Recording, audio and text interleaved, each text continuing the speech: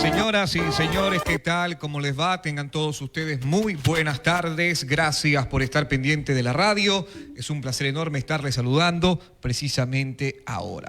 Regáleme un poco más de salida, por favor, de audio. Yo soy Andrés Martínez Álava y esta es La Opinión. Estamos en directo a través de la frecuencia modulada 89.7 de Radio Son de Manta. Cubrimos ventajosamente toda la provincia precisamente ahora, gracias a su audiencia y el mundo entero a través de plataformas digitales como Radio Son de Manta, nuestra transmisión principal en Facebook y en el Dato Digital EC. Así nos encuentra usted en redes sociales. El Dato Digital EC. Puede ingresar, darle like, compartir esta transmisión o dejarnos sus comentarios. Con mucho gusto lo vamos a estar leyendo en el transcurso de este espacio.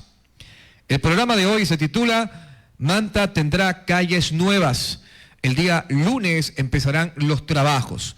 Tendremos que desglosar esto porque, sin duda, dentro de las principales problemáticas que tiene la ciudad, además del orden de seguridad que es apremiante al igual que en todo el país, además de la falta de abastecimiento de agua potable, una problemática que en invierno se ha agravado y mucho producto de que aquí no llueve, pero que en nuestras fuentes de captación sí, ya sea Casalagarto en Santa Ana, El Ceibal en Rocafuerte, entre otras.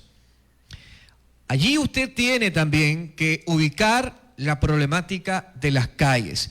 Y esto ha respondido con el paso del tiempo a la intervención también histórica, como lo que van a hacer ahora en el tema de las calles, la intervención debajo de la tierra, a lo que la alcaldía ha llamado ponernos primero las medias y después los zapatos, eslogan que no es que precisamente lo utiliza ahora Marciana Valdivieso, también con anterioridad lo utilizó el alcalde Agustín Triago, indicando de que es prioritario que primero se trabaje en entregarle dignidad a la ciudadanía. ¿Qué significa esto de entregarle dignidad? Usted se preguntará, señor Andrés Martínez.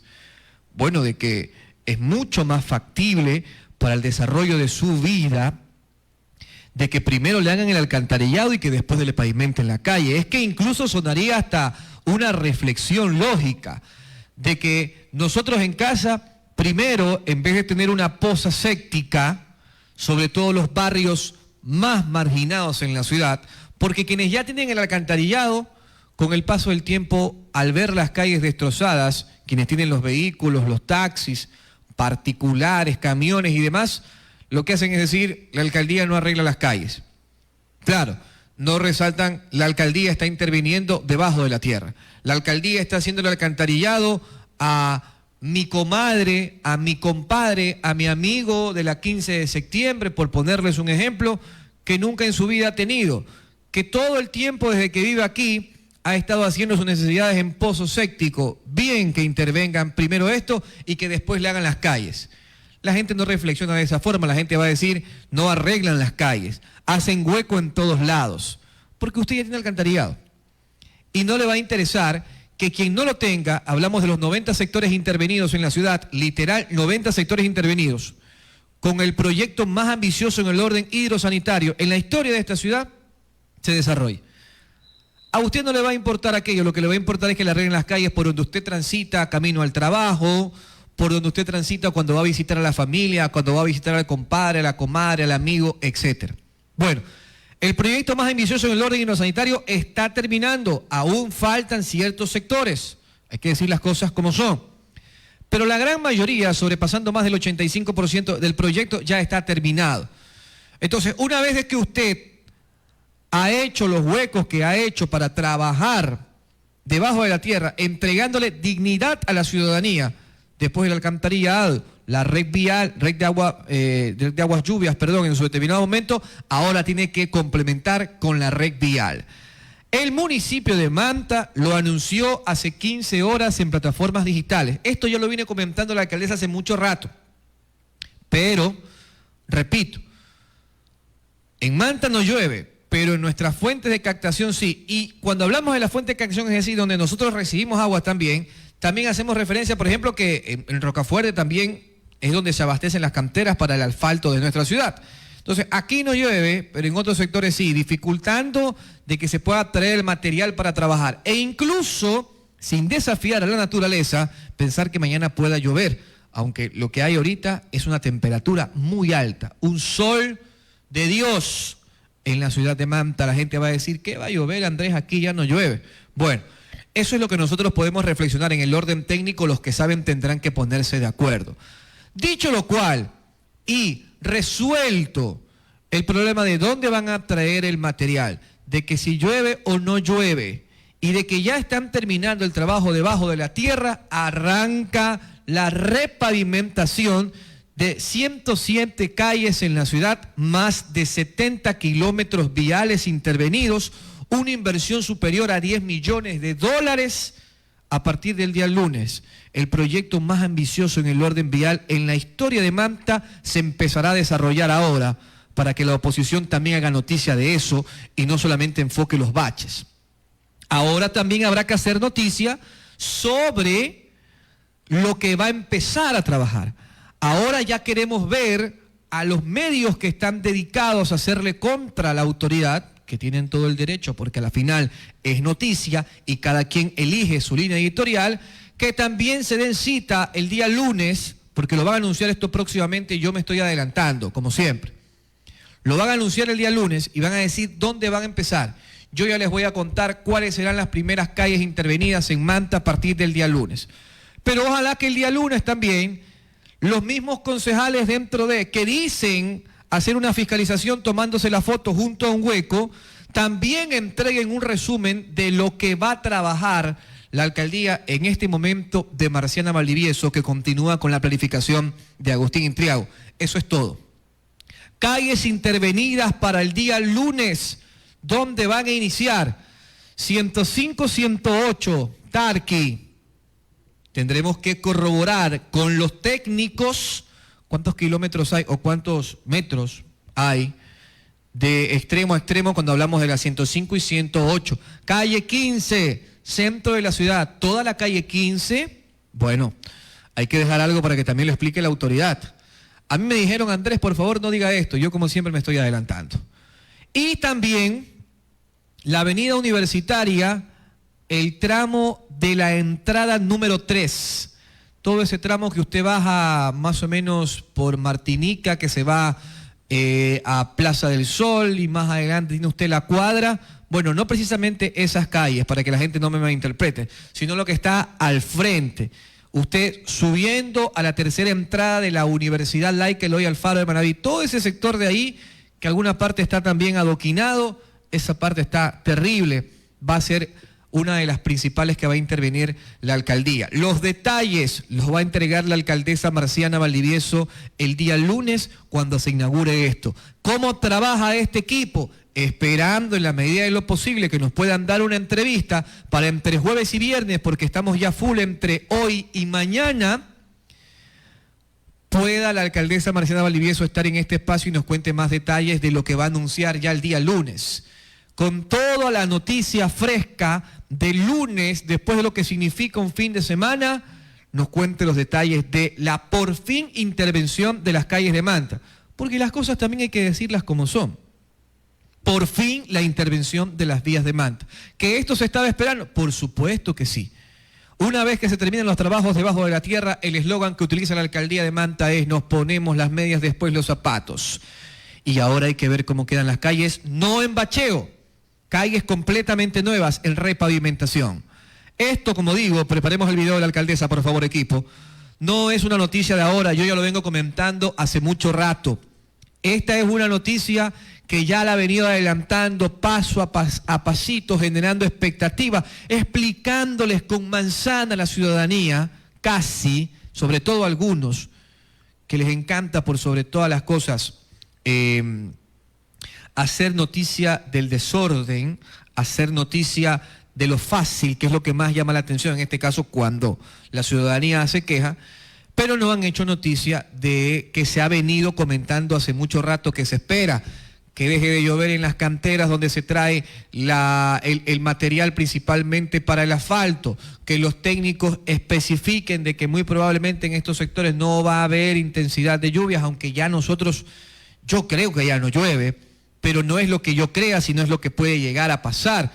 En otros sectores, ayer por ejemplo yo miraba a mis hermanos en Pichincha, no la provincia, sino el cantón Pichincha, en Manabí, cómo estaban las vías cerradas de acceso principal por deslaves y fuertes lluvias. Bueno, aquí no llueve tanto, es cierto, pero hay que estar 100% seguro. Dicho lo cual, arrancan los trabajos. Se viene comentando hace mucho rato y nosotros descargamos una de las intervenciones en un podcast que tiene la alcaldesa Valdivieso, justamente en YouTube, en otras redes sociales, donde nos da detalles de lo que se vendrá. Ustedes saquen sus propias conclusiones, nosotros mostramos a los protagonistas. Escuchemos de inmediato, así hacía referencia al inicio de los trabajos en las calles de Manta, la alcaldesa Marciana Valdivieso, iniciando este programa. Vamos. ¿Cómo este equipo resolvió la vía puerto-aeropuerto? Ustedes recuerdan cómo era: baches, huecos, abandono por parte de los gobiernos del pasado.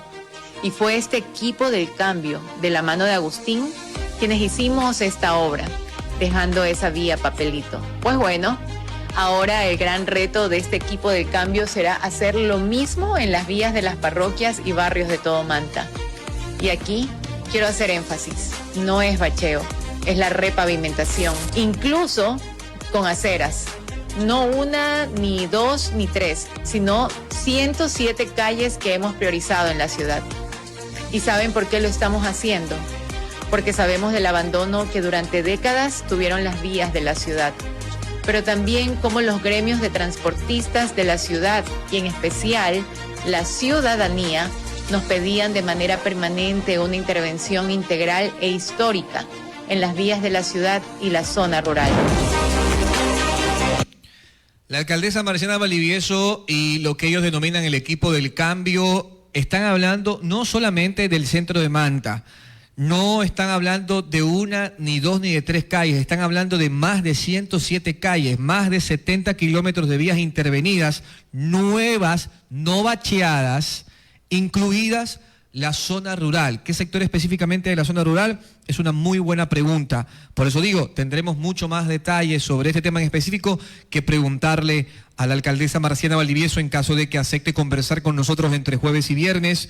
Es el tiempo que nosotros tenemos libre. Ojalá que también se adapte al tiempo de ellos, porque ya estamos comprometidos con las entrevistas. Señores, lo escuchó primero aquí en Radio Son de Manta, y el dato: las calles de Manta serán intervenidas a partir del día lunes. La alcaldesa Marciana Valdivieso inaugurará este proyecto donde se invertirán más de $10 millones en 107 calles y más de 70 kilómetros, y de inmediato lo que ellos denominan la máquina del cambio empezará a trabajar las calles 105, 108 en Tarqui, calle 15 centro de Manta, y en la vía universitaria el tramo de la entrada 3.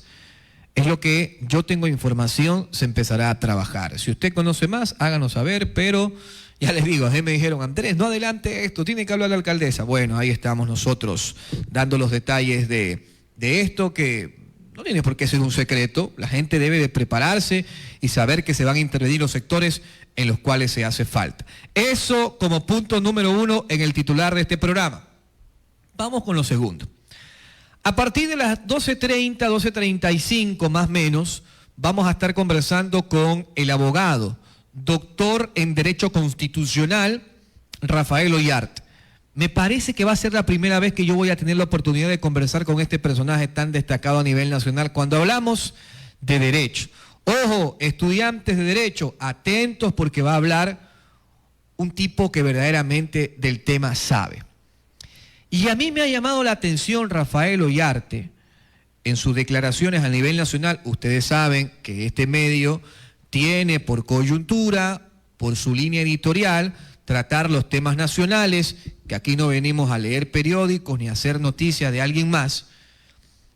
Nosotros venimos a reflexionar sobre lo que nos va dejando el día a día. Y Rafael Ollarte ha entregado una entrevista muy interesante a la colega Radio Atalaya, Atalaya es de Guayaquil, ¿verdad, Edison? Sí. Entonces, Rafael Ollarte habla con la prensa y dice: no sé por qué nosotros estamos hablando de qué es lo que va a proponer el gobierno o cómo va a fluir los artículos dentro del órgano legislativo, es decir, en una nueva constitución. ¿Y por qué no estamos hablando nosotros de cómo van a elegir y quiénes van a conformar este órgano? Porque eso sí es lo verdaderamente importante. Entonces Rafael Ollarte propone de que nosotros hablemos cómo se deben de elegir a los asambleístas constituyentes y quiénes son los que deberían de ir. Porque a esta información de Rafael Ollarte se junta otra muy importante que circula en plataformas digitales, por ejemplo, de que en la antigüedad, por decirlo de alguna forma, o tiempo atrás, para no decir la antigüedad, se escuchó muy lejos, cuando se hablaba de la Asamblea Nacional, se hablaban de los dinosaurios políticos, con todo el respeto que merecen, los grandes. Se hablaba de la gente de experiencia, es decir, de los abogados. Los abogados eran los que conformaban el Parlamento ecuatoriano. Y uno decía, con justa razón. ¿Por qué con justa razón? Porque van a hacer leyes. Pues entonces, ¿qué va a hacer una persona que no maneje las leyes a la Asamblea Nacional? Bueno, yo no creo que tanto así, porque no solamente se habla de derecho en la Asamblea Nacional, también se habla de economía, se habla de justicia social, se habla de salud, etcétera. Se habla de todo lo que rige el Estado ecuatoriano. Pero después eso hay que traducirlo en leyes, por eso los asambleístas lo que más tienen son asesores legales. 2 en el orden legal, 2 en el orden comunicacional, porque lo que no comunicas no existe, es como que no lo hicieras. Entonces hay que demostrar el trabajo. Entonces antes los mayores estaban en la Asamblea Nacional y principalmente los abogados. Hoy se habla de más de un 14% de composición del nuevo legislativo con 167 asambleístas menores de 30 años. ¿Qué experiencia podrá tener un menor de 30 años asumiendo el rol dentro de la Asamblea Nacional? Es una buena pregunta. Y si estos mismos jóvenes que por cierta popularidad hoy están dentro de la Asamblea Nacional, también tendrían o deberían de tener la misma posibilidad de llegar a la Asamblea Constituyente, de ser un asambleísta legislativo. Veremos un chico de 19 años armando nuestra Carta Magna, porque hay chicos de 19 años en la Asamblea Nacional. Veremos un chico de 22, de 23, de 25, de 29. Hay de todos ellos en la Asamblea Nacional. Dentro de una Asamblea Constituyente, ¿usted qué opina? ¿Deberían de estar? Bueno, esa justamente es la pregunta, allí queda la reflexión para la ciudadanía. ¿Usted qué opina? Los voy a leer con mucho gusto más adelante. Antes de irnos a la pausa, quiero que escuchen esta reflexión, doble reflexión. Yo les decía ayer, al igual como el correísmo está gritando fraude todavía de las elecciones pasadas y no aceptan que perdieron, por intermedio de Rafael Correa, de Luisa González, de Andrés Arauz, etcétera, así como ellos tienen que probar que ha habido cierto fraude, el gobierno nacional también debe de probar, a través de diferentes métodos, que es real la amenaza de muerte sobre el presidente Daniel Noboa o el intento de magnicidio. Y sobre los dos temas les voy a poner 2 videos. El primero, hoy en la mañana, el señor Diego Borja, ex candidato a la vicepresidencia de la República en representación de Revolución Ciudadana, quien se encuentra en este momento de vacaciones, se lo ha dicho, en Colombia, habla sobre su postura en cuanto al supuesto fraude y ha generado noticia porque deja helado a más de uno, porque él se aleja de el fraude que no se puede comprobar. Escuchen ustedes lo que dijo el señor Diego Borja hoy con mi amigo Fabricio Vela en A Primera Hora por Armónica a todo el país y Primera Plana al mundo entero en redes sociales. Diego Borja dice, yo no puedo asegurar que no ha habido fraude. Escúchenlo ustedes mismos. Usted tiene dudas del proceso electoral, pero no habla abiertamente de que existió fraude, ¿o usted considera que hubo fraude? Mire, decir que yo considero que hay fraude es adelantarme a un hecho. Yo hablo con hechos. Yo lo que le estoy diciendo son hechos. Lo que dice el informe de la OEA es un hecho. Los que, por ejemplo, el expresidente Correa insiste en que hubo fraude. Por eso le pregunto. Usted no maneja el mismo término. O sea, usted tiene dudas, pero no habla de fraude. Yo quiero ser preciso con los datos. Preciso con los datos. Yo le digo, hay 5.091 actas con irregularidades. Ese es un hecho. Hay un informe de la OEA de la página 9 a la página 13 donde muestra hechos concretos de irregularidad. Ese es un hecho. Hay un juego eleccionario con estado de excepción. Ese es un hecho. Hay un juego eleccionario donde el candidato presidente nunca pidió licencia. Esos son hechos. Entonces, todo este conjunto de hechos permite presumir razonablemente, como dice la ciencia, que aquí hay irregularidades que pueden conducirnos, y eso lo vamos a saber, porque tarde o temprano se va a saber, eso nos hace presumir que hay un fraude. Correcto, economista. Hay un conjunto de irregularidades que podrían traducirse a un fraude. Se cura en sano el señor Diego Borja, ex candidato a la vicepresidencia de la República por Revolución Ciudadana, no afirma que hay fraude, pero dice, hay informes, por ejemplo, lo que entregó la OEA indicando de que un día antes de la elección se determinó un estado de excepción. Nosotros hoy estamos dentro de un estado de excepción, por ejemplo. Porque el estado de excepción de aquel entonces, del 12 de abril, fue para 60 días. ¿En qué compone? Estamos tan, pero tan poco creyentes a los estados de excepción que ya la gente ni se da cuenta. Nosotros hoy estamos dentro de un estado de excepción. Por ejemplo, hoy un militar podría entrar a su casa sin ningún tipo de autorización y hacer, entre comillas, lo que se le venga en gana. Estamos dentro de un estado de excepción. ¿Qué otra irregularidad indica Diego Borja? Hace referencia a la OEA, por ejemplo, que el presidente nunca pidió licencia para hacer campaña y no encargó la presidencia a Verónica Abad, quien en la sucesión es su vicepresidenta. Ok, eso da a entender Diego Borja, es una cosa, otra cosa es comprobar que en el voto a voto hubo fraude. Se cura en sano, Diego Borja. Tema 1 de Revolución Ciudadana. Aparece otro hombre sensato dentro de Revolución Ciudadana, así como Aquiles Álvarez, reconociendo el triunfo de Noboa, así como Leonardo Orlando, así como Pavel Muñoz, así como Paola Pavón, Marcela Guiñaga, Paola Pavón, sí, Paola Pavón también, reconociendo que ya no hay vuelta atrás al tema. Y que seguir hablando de fraude lo único que abona es al caos social, porque hay que reconocer que el correísmo todavía tiene una fuerza significativa que puede ser producto de movilizaciones. Y eso genera caos social, incertidumbre. Y al mundo entero también le genera incertidumbre sobre lo que pasa aquí. Del otro lado, John Reinberg, el ministro de Interior, el hombre duro de la seguridad, aseguró que esta alerta máxima en el Estado ecuatoriano por un presunto magnicidio, ellos suponen que quieren atentar sobre la vida del presidente, nació de una fuente humana. Es decir, alguien llamó y les dijo, yo creo que quieren asesinar al presidente. Esa es la fuente. No hay de por medio, ya sea por estrategia o porque no lo tienen, un informe de la inteligencia militar, policial, el CIES, etcétera, que hable sobre un presunto magnicidio o un supuesto atentado contra el presidente. Es una fuente humana lo suficientemente creíble y de peso para que se ponga en alerta máxima al Estado sobre atentar al presidente Daniel Noboa. Escuchen lo que dijo John Reinberg en entrevista con el señor Carlos Vera en Radio Centro. Doy los créditos. Vamos. Otro, destaca que es por información de HUMINT, Human Intelligence, HUMINT. Se conoce que luego de los resultados electorales, bla, bla, bla, bla. Esto significa fuentes humanas, es decir, versiones, delaciones, revelaciones, rumores. Y no cita, no sé si por estrategia o seguridad, o porque no las tienen, entidades de inteligencia. Podría decir, por informaciones de HUMINT, ratificadas o verificadas o respaldadas por inteligencia militar, inteligencia policial, si es otros organismos de inteligencia, como ustedes quieran. ¿No es demasiado frágil una fuente humana como para tomarla en serio para un reporte tan grave?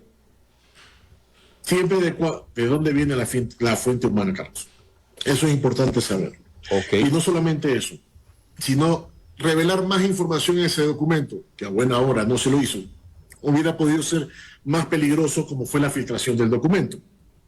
Pero para que nosotros estemos trabajando en eso, significa que esto es algo que lo estamos tomando en serio y que tenemos que tomarlo en serio y que tenemos que llegar hasta el final para poder determinar. Solamente le doy un ejemplo. Esto de las fuentes humanas para nosotros es muy importante. Solamente en este año, para que tengan una idea, tenemos 9.147 personas que han acudido al 131 a darnos información importante para varios casos que se han trabajado en el Ecuador. Lo que significa, por estas fuentes humanas que están confiando nuevamente en lo que está haciendo Fuerzas Armadas y Policía Nacional. Esta información que recibimos, toda la procesamos. Y todo esto conlleva una investigación que luego se genera un caso, como es el que usted está mencionando. De Interior, el señor John Reinberg dice que la gente está volviendo a confiar en las autoridades y que por eso llaman sobre semejante tema a decir que pueden atentar contra la vida del presidente y eso conlleva a un informe y a decretar una alerta máxima por parte de las autoridades. Familia, al igual que el correísmo, cuando habla de fraude, tienen que probarlo, si no siguen generando caos. Así igualito, el gobierno nacional, cuando hablan de un intento de magnicidio ante la opinión pública, también tienen que probarlo, porque esto también genera inestabilidad. De lado y lado, las cosas son claras, nosotros no tenemos compromiso con nadie.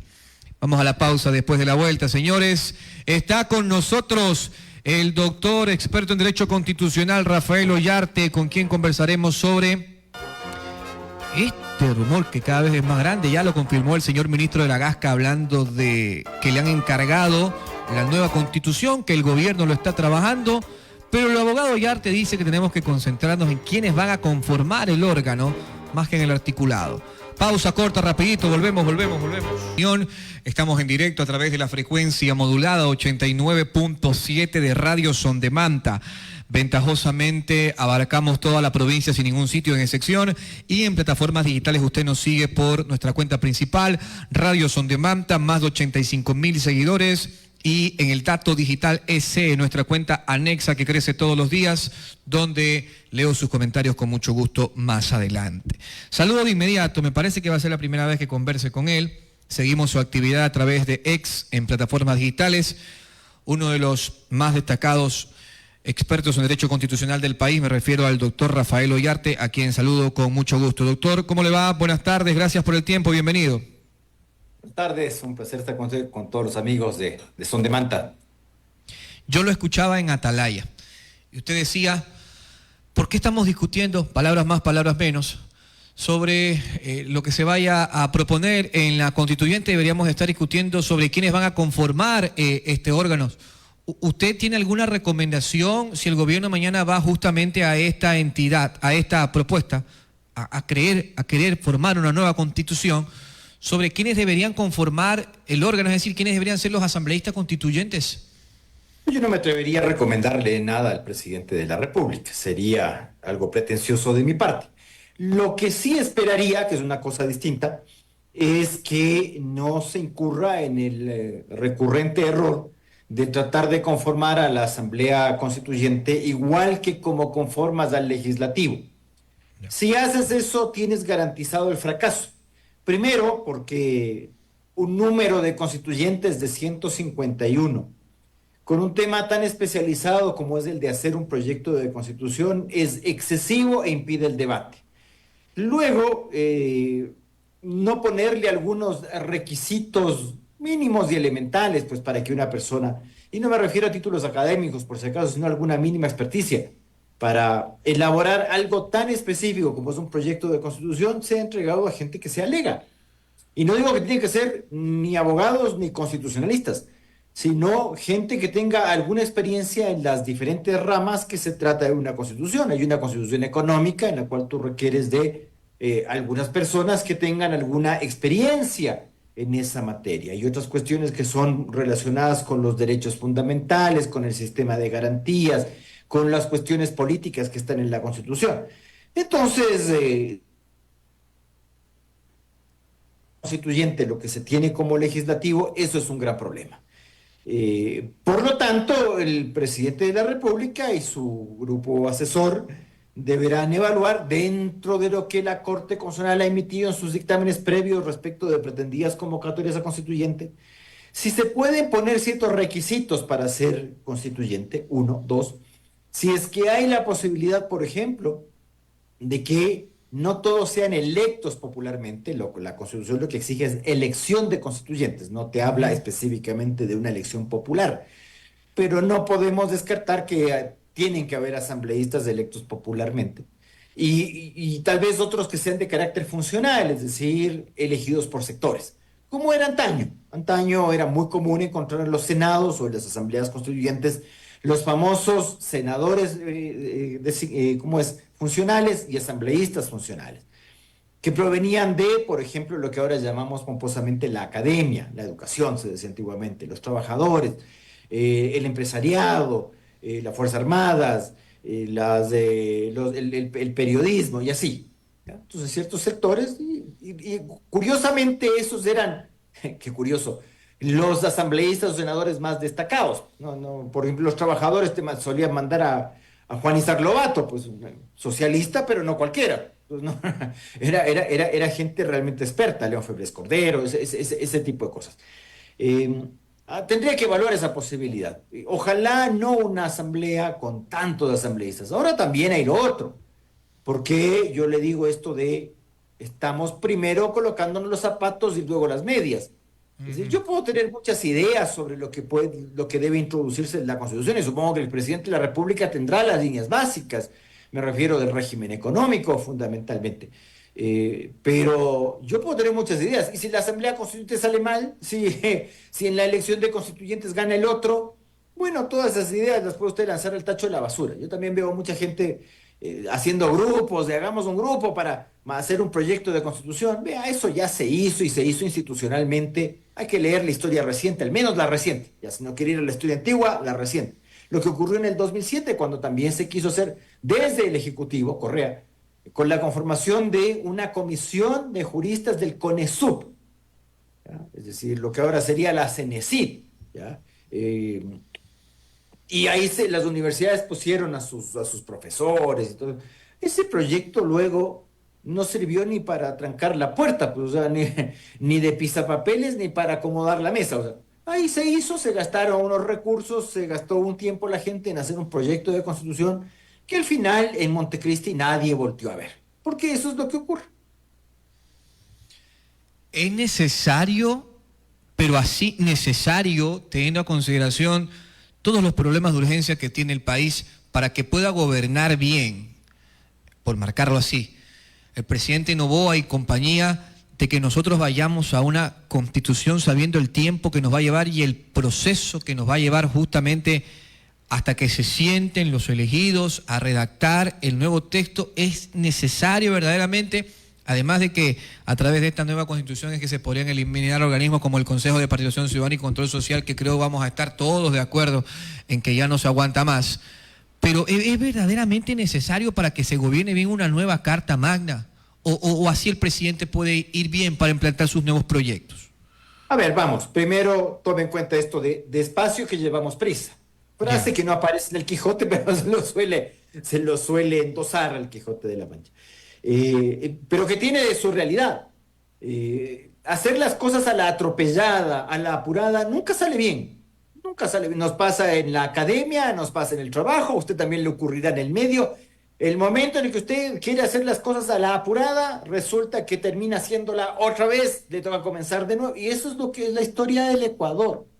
La historia del Ecuador es de hacer las cosas improvisadamente y imprevisiblemente.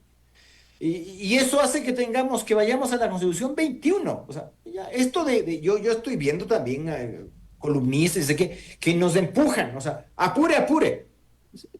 A la apurada es a donde hemos llegado. Por hacer a la tonta y a la loca, rapidito, nos dedicamos a cualquier cosa menos a hacer la Constitución, a expedir mandatos constituyentes, legislar, nombrar funcionarios, a todo eso, menos hacer la Constitución. La Constitución la hacemos las 2 últimas semanas y sale un esperpento. Yo creo que ya estamos grandecitos ya como para no recordar todas las veces que hicimos a la apurada las cuestiones. No le digo que esto tiene que ser, que la constituyente tiene que demorarse 8 meses para terminar haciendo un espantajo ahí como ocurrió en Montecristi. Pero tampoco se trata de hacer como hay gente que quiere imponer un mes. No reúna a nadie, pues ya para hacer un mes, presidente, me tiene que entregar ya un proyecto, le pegamos una revisadita por arriba y bueno, veamos cómo salga Pato Gallareta, como nos gusta a nosotros. 1, 2, muy buenas ideas veo que ahora tiene la gente. Desaparecer el Consejo de Participación, eso es facilito. ¿Y las facultades del Consejo de Participación qué hago? Por ejemplo, la facultad nominadora. Ya. ¿Por qué se creó el Consejo de Participación? ¿Con qué mentira se creó el Consejo? Porque fue una mentira. Es que hay que sacar eso del Congreso, porque el Congreso es un ente maldito, es un circo y y hay que entregarle a los dioses del Olimpo del Consejo de Participación. Una mentira de marca mayor. Yo recuerdo que mucha gente me decía ya en el año 2017-2008 que yo no sintonizaba con los nuevos tiempos, porque hay que sintonizar. Esto de andar sintonizando con tonterías, yo ni antes ni ahora. Entonces, sí, me parece bien que desaparezcamos tanto órgano. cuyas funciones puede cumplir otro, pero ese otro, ¿quién es? Dígalo de una buena vez. ¿La Asamblea o Congreso?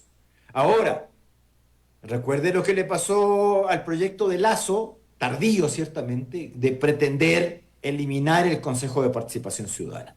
Le manda esto porque también hay otros que nos quieren empujar otra vez a hacer una reforma parcial. La misma gente que ya le fue mal en la reforma parcial anterior. Cuando le mandaron el proyecto a la Corte Constitucional, eliminando el Consejo de Participación Ciudadana y estableciendo que los nombramientos lo hacía la Asamblea sin concurso, la Corte Constitucional forzó a que se haga otra vez por concurso. Bueno, pues eso es la misma sustancia con distinto envase. Es decir, ya el problema no serán los concursos con 7 consejeros, sino los concursos con 151 asambleístas. Bueno, para eso dejé nomás. Pues, ya, entonces, sí, también, pues, es el gran problema de la reforma parcial que a veces la gente se olvida, pues que ahí tienes una Corte Constitucional supremamente activa que cree que no tiene que ejercer justicia constitucional, sino política constitucional, que son dos cosas distintas. Política constitucional, las asambleas constituyentes, de allá ellos verán qué hacen de las instituciones del Estado. Justicia constitucional es la Corte, pero la Corte a veces se confunde y pretende de que lo que a ella no le agrada es inconstitucional. ¿Estamos obligados a seguir con la payasada de los concursos? Es que porque la Corte Constitucional se elija con una payasada de concurso no quiere decir que se tengan que legitimar de ese modo. ¿Ya? Y creerse que el cuento de que el concurso es la gran cosa. No sé, yo sé que el hombre es la medida de todas las cosas. Entonces, como yo fui designado por un concursete, los demás también deben serlo. ¿Y cómo nos ha ido, pues, con los concursos? Caros, largos y mal hechos. Al final terminamos todos descontentos. Bueno, entonces hagamos las cosas como debe ser. ¿Quiere hacer una constitución en serio? Es decir, el gran problema que tiene el presidente de la República hoy día y que puede tener cualquier presidente de la República con esta constitución. Constitución es promesa, uno, porque te prometen de todo, hasta el derecho a la alimentación. Vean nomás el artículo 13 de la Constitución. Tengo normas que la gente desconoce, el derecho a la identidad estética, hay gente que ni siquiera sabe que existe ese derecho y está metido en la Constitución. Pero también hay cuestiones que te funcionan como camisa de fuerza. La Constitución 2008 fue hecha en un tiempo en que había mucho dinero. Tanto dinero que te pudiste hacer un edificio para la constituyente en Montecristi. Eso hoy día sería impensable. Impensable. No estamos en las mismas condiciones. Como la Constitución 98 fue hecha para la crisis. La Constitución 98 fue hecha, era una constitución coña, como podríamos decirlo. O sea, te forzaba a ahorrar, te forzaba a gastar poco, te forzaba. Y claro, cuando ya tienes dinero para gastar, no puedes. Ahora la Constitución 2008 es hecha para la abundancia. La abundancia que hoy día... No podemos seguir haciendo constituciones coyunturales. Es decir, yo no puedo pensar que la realidad del 2025 va a ser la realidad del 2035. Por pensar así, es que tú haces la Constitución 2025 y en el año 2030 ya quieres cambiarla, inmediatamente. E iremos a la Constitución 22. Pues no podemos, ¿acaso en Ecuador hacer una Constitución breve y sumaria? Que no sea un traje a la medida, que cuando te engordas te aprieta y cuando te enflaqueces te queda como saco de papas. Entonces, eso es lo que nos pasa, pues, en Ecuador. Y por eso es que a cada rato tenemos que estar haciendo constituciones. ¿Quiero concesionar? No, es que esta es la última opción. ¿Actividad minera? No, condicionada a las 10.000 cosas. Pero perdóneme, mi querido amigo, ¿qué es lo que exporta el Ecuador? Entonces, el Ecuador lo que principalmente exporta es petróleo. Petróleo y crudo nomás. Eso es lo que nuestra principal exportación, nuestra principal fuente de divisas es esa.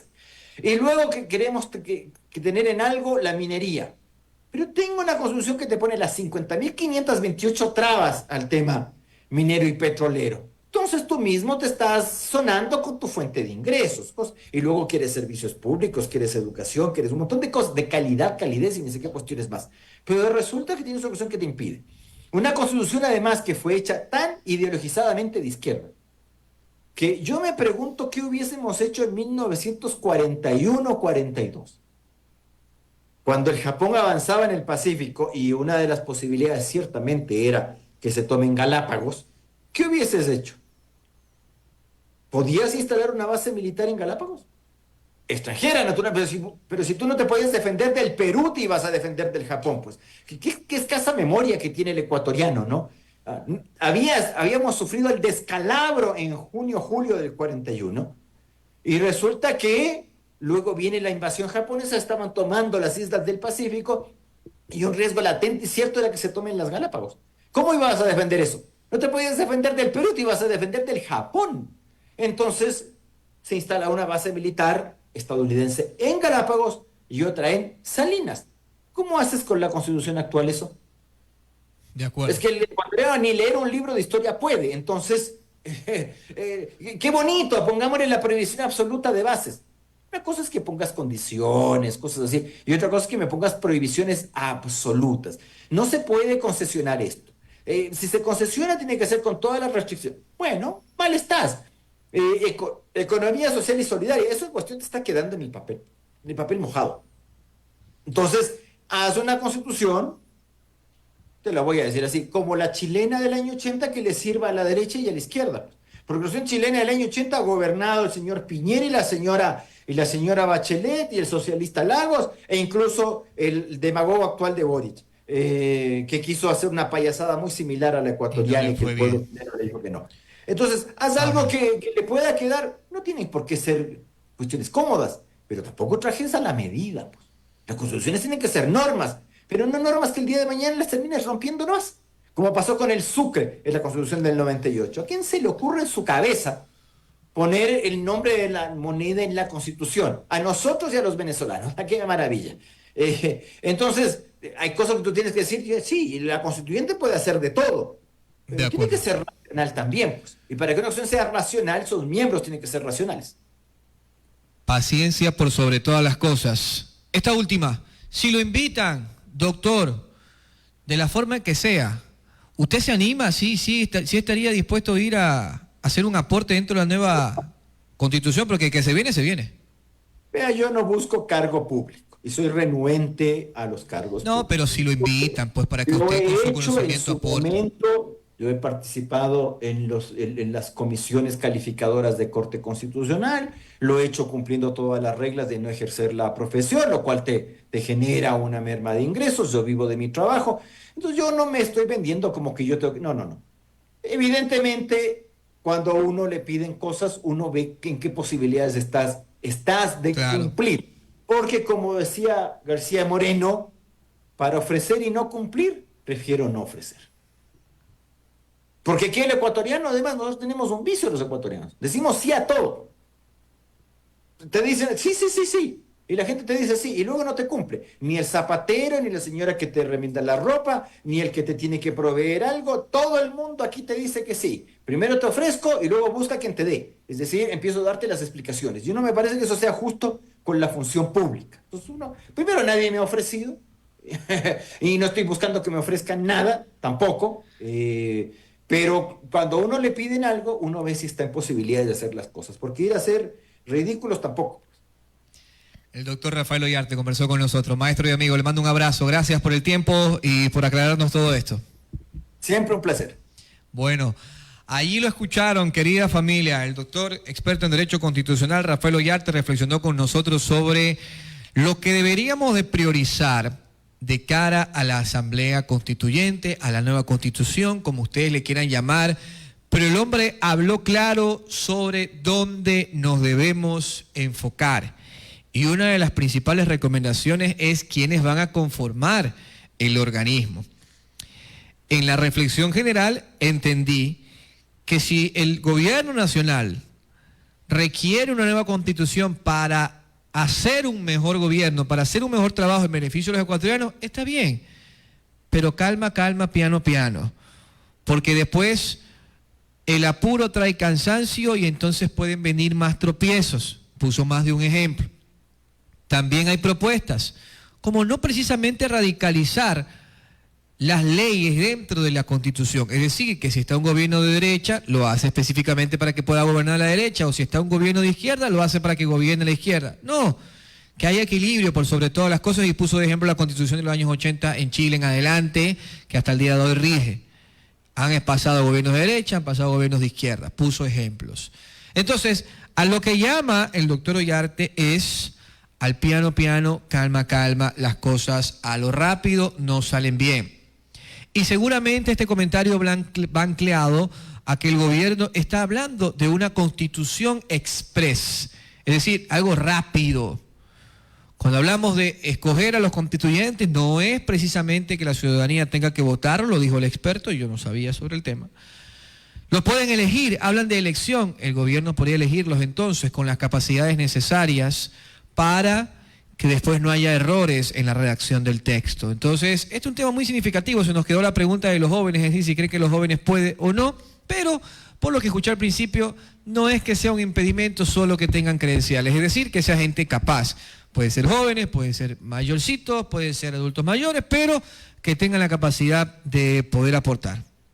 La reflexión, como siempre, querida familia, se la quedan ustedes. Gracias siempre por el tiempo. Mañana nos metemos a los temas locales en el orden portuario. Recuerden que la semana pasada, el día miércoles, antes de irnos al extenso feriado, ya se olvidaron, se firmó la renegociación del contrato de delegación sobre el puerto de Manta. Hay que conversar con los protagonistas, en este caso, Autoridad Portuaria, Terminal Portuario de Manta, Gobierno Nacional, todos los que tengan que ver.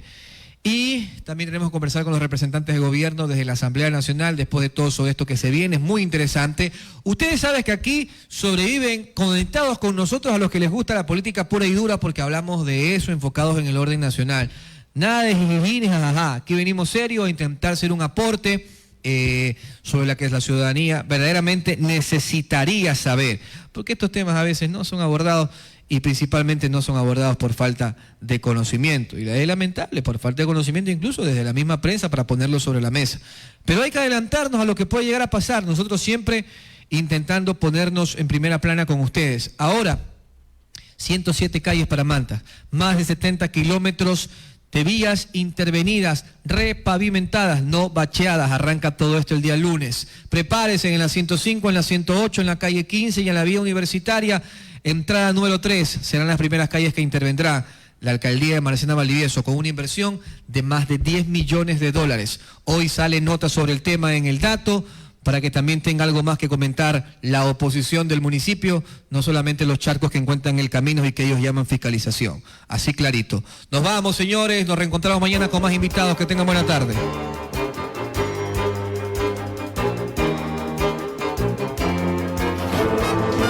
Este final es solo el principio.